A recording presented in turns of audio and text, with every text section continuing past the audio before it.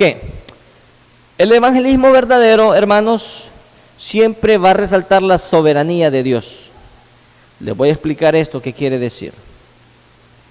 Cuando nosotros hablamos de soberanía divina, estamos diciendo de que estamos cediendo toda nuestros derechos a Dios, porque lo estimamos como soberano, como el que gobierna.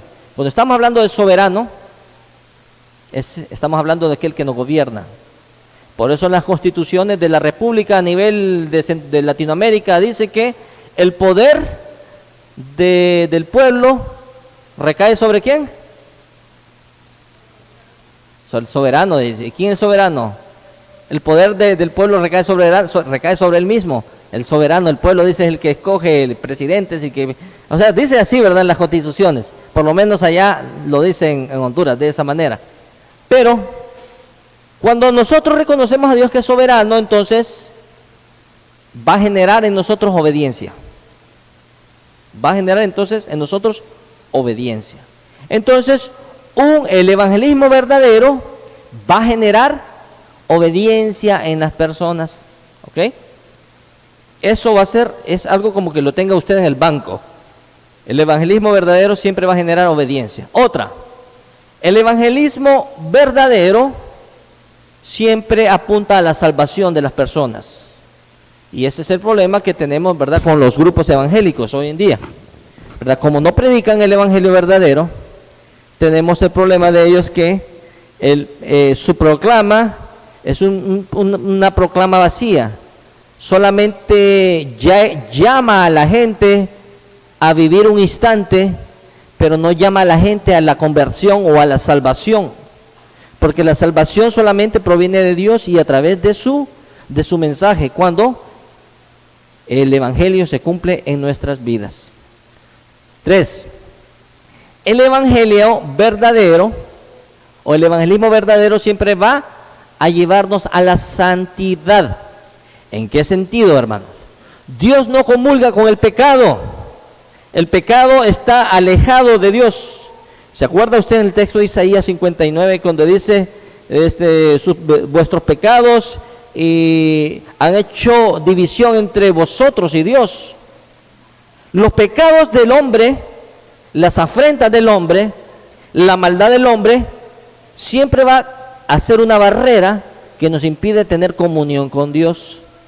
Cuando nosotros hablamos del evangelio verdadero, va a tener ese efecto.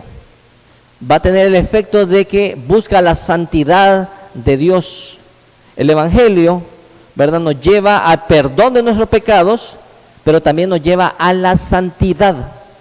Y dice, como dice Pedro, y como dice el canto también, sed santos, decía Pedro, como vuestro Padre que está en los cielos es santo. Y el canto dice, sin santidad nadie verá al Señor. La gente que vive conforme al evangelio son personas completamente santos, como se decía en el Antiguo Testamento, Kadosh, decía Dios es santo, Dios es inmarcesible, en Él no hay sombra ni variación de sombra, no hay duda, no hay nada que altere la naturaleza divina de Dios. Y es por eso que nosotros no podemos estar delante de Dios con las manos manchadas. Fíjense bien en Isaías capítulo 1, cuando el profeta le dice, apartaos de mí, dice sus cantos, apartaos de mí sus sacrificios, dice, porque tus manos están manchadas. Sus manos están manchadas. Entonces, el evangelismo verdadero produce santidad. El evangelismo verdadero también produce amor. Es por amor que Jesucristo murió en la cruz. Es por amor es que Dios dio a su Hijo Jesucristo. Es por amor es que nosotros compartimos ese mensaje. Juan decía en las cartas que si nosotros no amamos a la gente, ¿verdad?, entonces no podemos saber amar a Dios, a quien nosotros, ¿verdad?, no miramos. Entonces, esta es la otra característica. El evangelismo nos lleva a la conversión, no solamente al hecho de que usted lo afilie, no solamente lo lleva a la afiliación, sino que lo lleva a la conversión. Esa conversión va a ser paulatina a través de toda su vida. ¿verdad? A través del tiempo. Usted no se puede acostar, ¿verdad? Como diablito y levantarse como santito. No, usted va a ir un proceso que en teología se le llama regeneración. O sea, su antigua condición se regenera para que usted pueda tener acceso a Dios. Por eso es que miramos el concepto, ¿verdad?, de que los niños no tienen pecado, los niños no son pecadores, porque no hay esa malicia, no hay esa conciencia plena de lo bueno y lo malo y del pecado, aunque hay niños, ¿verdad?, que ya son terribles, ¿verdad?, desde pequeños, pero en su naturaleza no podemos decir que un niño recién nacido, un niño de cierta edad, quien todavía no tiene conciencia del mundo, es pecador. Entonces, la regeneración nos lleva a esa condición, a una condición no de tanto de inocencia, sino lleva a una condición realmente donde nosotros podemos estar delante de la presencia de Dios. También el evangelismo verdadero siempre va a contar la verdad de Dios, ¿ok? El evangelismo verdadero siempre va a ser el testimonio. Estos dos aspectos ya los hemos abordado anteriormente. Cuando estoy hablando de testimonio es que usted debe ser coherente con el mensaje que usted proclama. No puede hablar del amor, no puede hablar del amor de Dios, del perdón de Dios, de la gracia de Dios, no puede hablar de toda aquella inmensidad de que Dios es si usted no está viviendo realmente ese mensaje. Entonces, para que sea verdadero y para que sea efectivo, entonces debe ser acorde con lo que nosotros decimos. Ok. El evangelismo, entonces, es un estilo de vida. Es interesante. El evangelismo es un estilo de vida. Así como el cristianismo no es una religión más, es un estilo de vida. El evangelismo no es un mensaje más, es un estilo de vida. Entonces todos los cristianos estamos llamados a vivir un estilo de vida conforme al evangelio y con la obligación de compartir nuestra fe. Es importante que la iglesia piense y que siempre medite eso. En el Nuevo Testamento, Hechos capítulo 2, nosotros vamos a mirar el nacimiento de la iglesia. ¿Qué características encuentra usted en esa iglesia naciente? Vamos a ver. Era una iglesia dadivosa. 1. Era una iglesia que compartía. 2. ¿Qué más era esa iglesia en Hechos capítulo 2? Era una iglesia que predicaba. 3.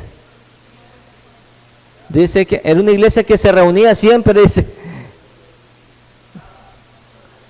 Una iglesia que oraba, una iglesia que cantaba, una iglesia que adoraba en todo momento. Entonces, la iglesia tenía ese estilo de vida. Ok.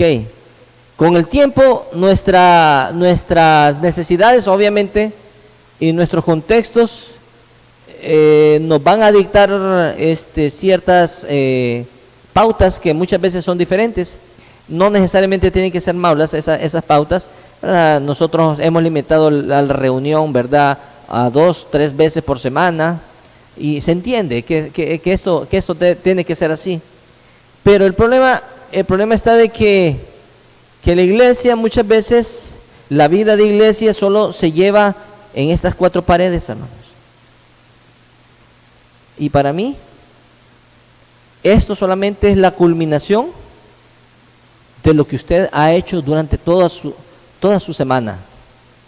Cuando usted se reúne aquí, no solamente, no es porque usted viene a tener comunión, sino es porque usted ya tiene comunión con Dios. Cuando usted viene aquí a reunirse, no es para practicar la santidad, sino porque usted ha sido santo durante todo el tiempo, toda su vida, toda la semana. Entonces, el evangelio como tal siempre va a ser un estilo de vida, y es evidente. Una iglesia que tiene un estilo de vida siempre va a ser atractiva para los demás, siempre va a ser muy atractiva. Lamentablemente hoy nuestras sociedades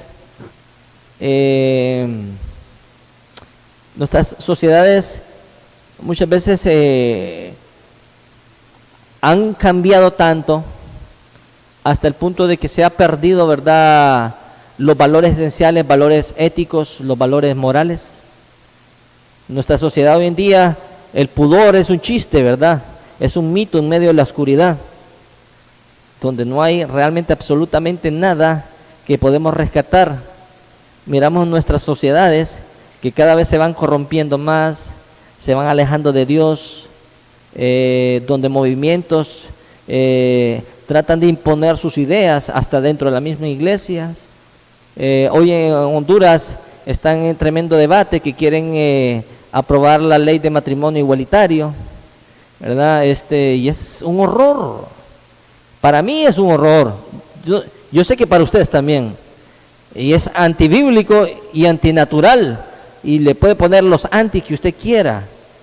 Pero eso no es correcto. Pero hoy en día la iglesia hasta ha sido permeada con esas cosas. Se han levantado hombres y mujeres dentro de la misma grey, diciendo de que la iglesia está desfasada y que todos somos unos dinosaurios porque no pensamos conforme a lo que los demás están pensando. Fíjense bien que hace poco se celebró el Día Internacional del Orgullo Gay. ¿Qué es lo que hacen allá en Honduras? Hacen sendas marchas de los movimientos LGTBIQ, lo que quiera ponerle al final, ¿verdad? Un montón. Al final, ¿qué terminan haciendo en la plaza cuando llegan ellos? Terminan besándose, terminan abrazándose, terminan en sus pecados. Aunque no practican sexo delante de la gente, ¿verdad? Es una orgía de pecado. Y muchas veces se han estado permeando en la iglesia. Entonces, si nosotros nos ceñimos a la palabra de Dios, vamos a rechazar esas cosas definitivamente. Y vamos a vivir conforme a lo que dice la Biblia. La iglesia, fíjense, la iglesia siempre tiene que representar la diferencia donde esté. La iglesia siempre tiene que ser el parangón diferente donde esté. Los cristianos tienen que ser diferentes. En Estados Unidos, lamentablemente, no hay diferencia entre cristianos y mundanos, ¿sí? Y muchas veces hasta en los países latinoamericanos no se sabe quién es mundano y quién es cristiano porque todos actúan igualitos, de perversos. Entonces, si la iglesia vive conforme al evangelio, siempre va a ser diferente. Y diría yo que cuando algo es diferente, también es atractivo. Atractivo. Porque después, lo diferente, en vez de ser, ¿verdad?, algo rechazado, se va a convertir como una verdadera alternativa. Y el problema del cristianismo en general hoy en día es que se ha plegado tanto al mundo, se ha plegado tanto a las exigencias que plantea la sociedad, las ideologías políticas, religiosas. Cuando se ha plegado en ese sentido, yo estoy hablando del cristianismo en totalidad, ¿verdad? La iglesia muchas veces no va a representar alternativa para nadie. Y eso es un tremendo problema que tenemos. Entonces, si queremos ser diferentes, hay que vivir conforme al evangelio. La otra diapositiva